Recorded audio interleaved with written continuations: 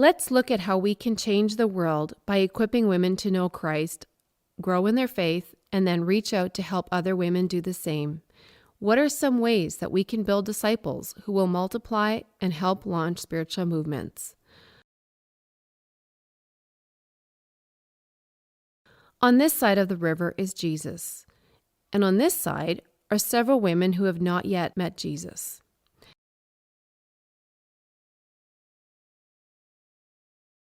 How can we help these women hear the gospel and then come to know Christ personally? How can we help them cross this deep river?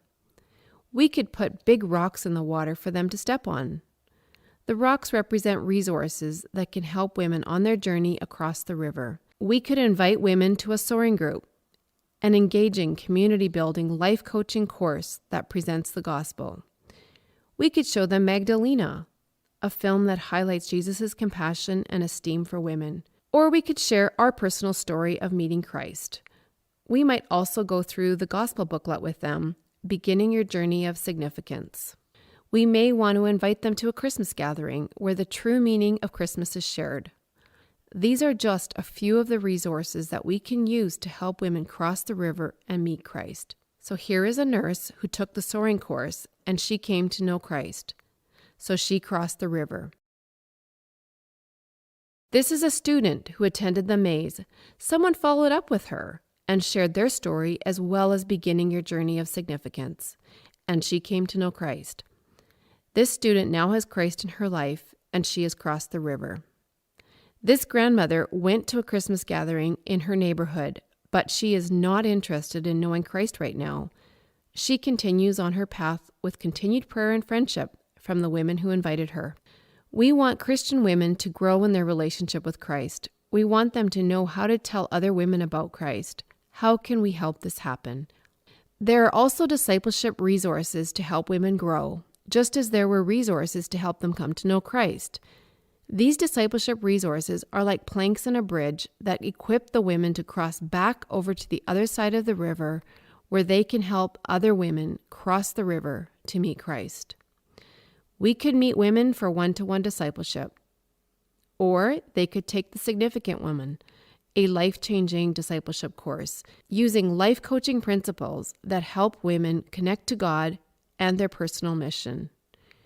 They could go through Rivka, an exciting video follow-up series set in the 1st century.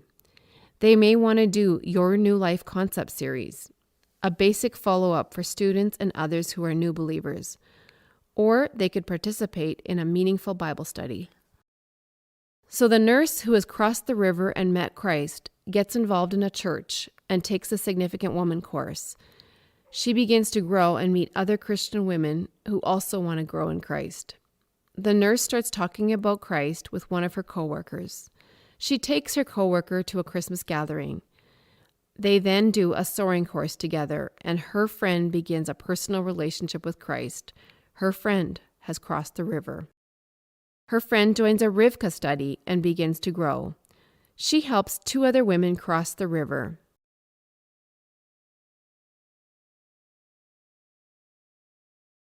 Then each of them helps several others cross the river and the bridge.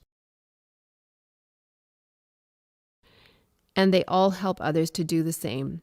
And they help others do the same, and so on, and so on, and so on. This is multiplication that leads to spiritual movement.